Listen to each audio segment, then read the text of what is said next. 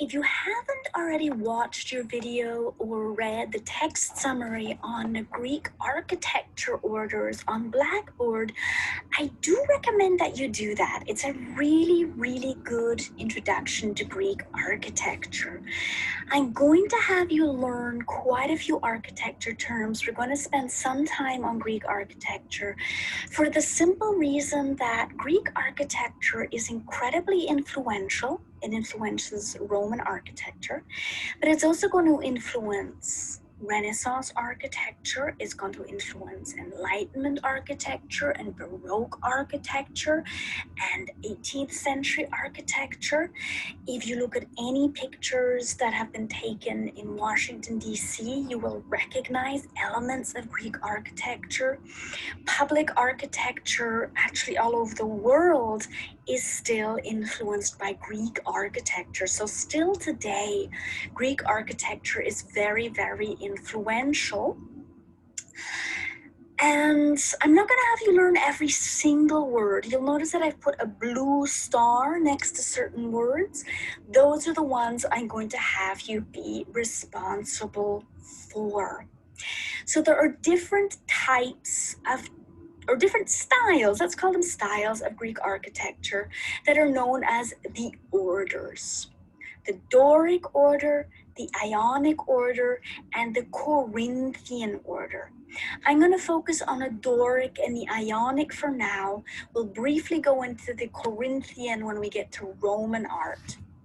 So this temple you're looking at right here is a typical Doric Greek temple. Now this style doesn't show up overnight. It does start showing up during the Archaic period, but as so many other things, they experiment, and the temple that you're looking at right here is sort of a perfect example. You're not going to find a beautifully balanced, perfect example like this until towards the end of the Archaic period. And the most perfect example of a Doric temple is usually cited as the Parthenon, which is a classical temple. But let's look at the parts of a Doric Greek temple. You'll see that the Ionic temple has many of these same parts. I'll explain to you in another slide what some of the differences are. So, your typical Greek temple will have the following parts. You see that triangular section of the roof. That is called the pediment. You see that right under the pediment, we have a decorative band. That is called the frieze. Now the frieze looks different in a Doric and an Ionic temple.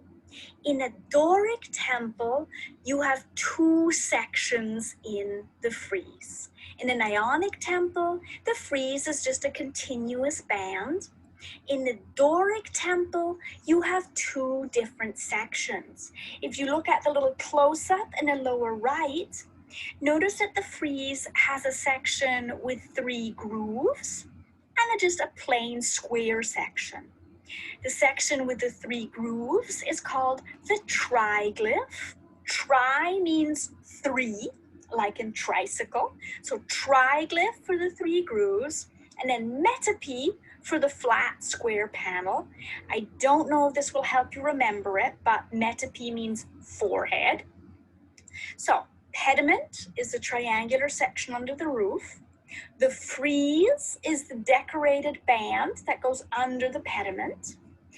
The building itself, where you will find the statue of the goddess or god, where you can go inside, that part is called the cella. The columns are called the columns. And then the base of the building, the foundation basically with the steps, that is the stylobate. Now let's look quickly at the columns themselves.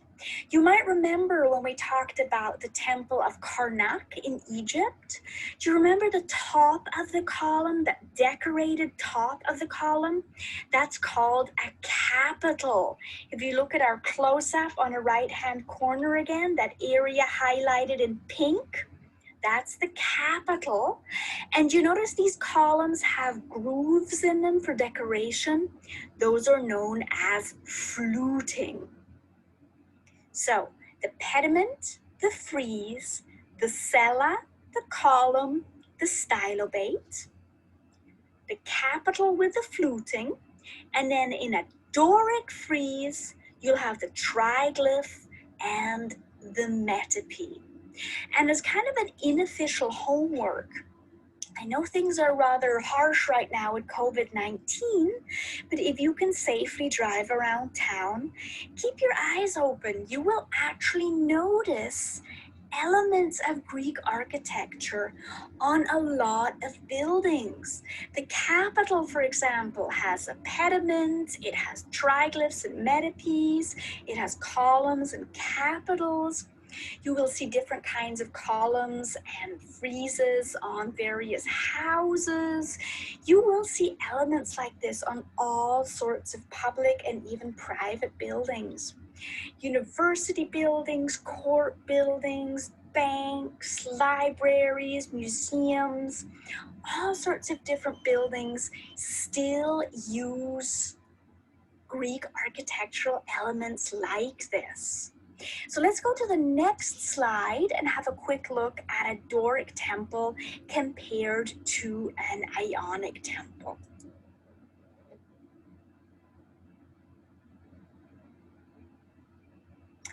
Here you have a comparison of the Doric versus the Ionic. So we have Doric on the left, Ionic on the right.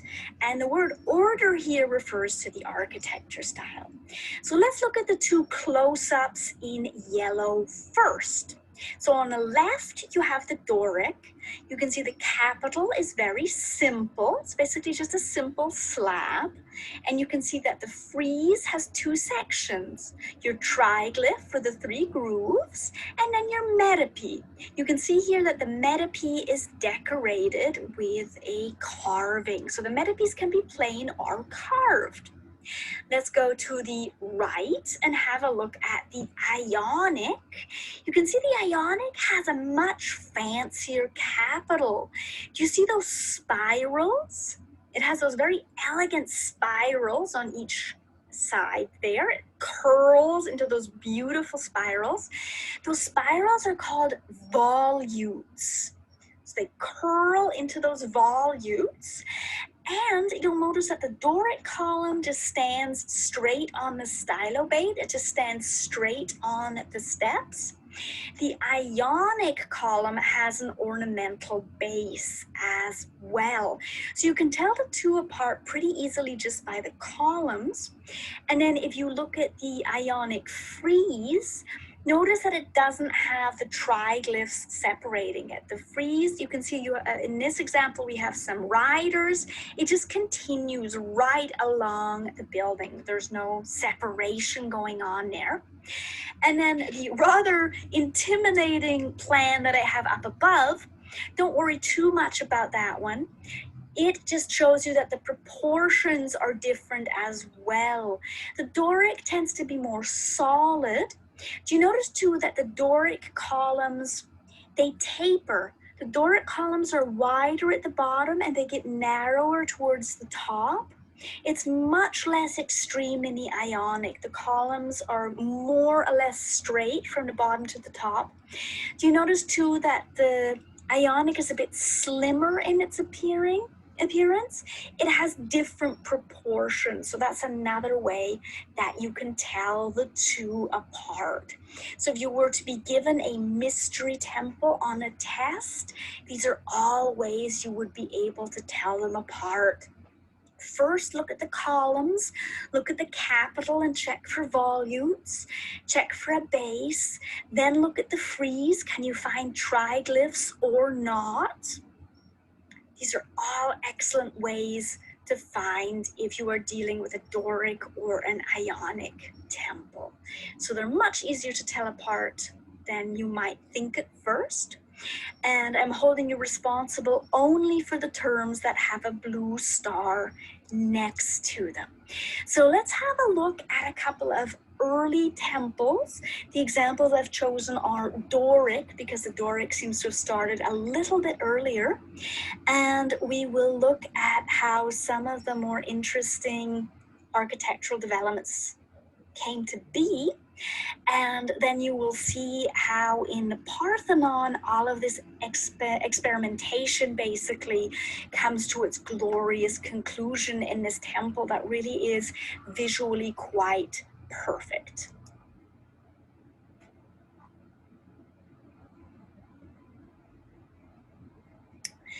One little challenge when you are studying archaic temples is that art historians have a habit of always comparing them to classical temples, especially the Parthenon. And the Parthenon is famous for looking absolutely perfect. Now, of course, when our archaic Greeks were building their archaic temples, they were not comparing it to the Parthenon because the Parthenon wasn't built yet. So you will often see in literature that discussions of these archaic temples is always pointing out all their faults, all the things they hadn't gotten right yet. And of course, we need to remember they're still figuring it out. When these temples were built, they were amazing. But they do definitely have their interesting design eccentricities. For example, this temple you're looking at in this photo right here, it has 9 columns across the front, which means it's enormous. It's an absolutely gigantic temple. In fact, it's so gigantic that they never finished it. This is actually as far as they got, as you see in this photo. They got as far as the columns around the outside, but they never got to building the cella or the roof or any of the other parts because they ran out of money because they were so ambitious. So this is unusual. They decided to build 9 columns across the front, which was rather odd. And if you look at the columns, there's something rather interesting. Do you notice that they seem a little mushroomy? You really get a sense of the weight of this building, don't you? It's so beautifully solid. You really get the sense that the columns are going, oh, holding up that entablature, holding up that architrave. And if you've watched your video, you learned a little bit about entasis, that sort of thickening in the middle of the columns to give them that sort of tension and visual interest. And this building is actually a very early attempt at that. And it's really interesting because it gave these columns that sort of mushroomy, cigar-shaped effect, which is so very different from what we see later. And it's a pioneering building, and it's so amazing in its own right that you'll see that often when it is discussed, it gets dissed a little bit for not having it quite perfect yet. But of course, they needed to learn it somehow, didn't they? So you will often find that in discussions of archaic temples that art historians are comparing them to later buildings, and architects too, architectural historians, archaeologists in general, and really aren't giving these buildings their due, that they are the pioneering engineering masterpieces that they are. So this is what archaic architects are figuring out, right, from scratch in many ways. How do we do these elegant proportions? How do we make a building appear light? Why is it that we made every angle 90 degrees, but our building looks weird? This was something that they discovered and were scratching their heads about. We're still working with a post and lintel, very elegant post and lintel, but it is still the post and lintel. So how are we going to make an interior space that isn't interrupted by columns, right? Your cella on the inside, you want to have a nice big cella to put the sculpture of your god or goddess inside. And then there's the pediment, that triangular space, right? It's perfect for sculptures. But the problem is, in the middle, you have lots of space, but then you have those awkward corners. So how can we decorate a pediment and have it look good? So these are all things that people are trying to figure out in the archaic, and they come up with some marvelously creative ways to try and deal with these challenges.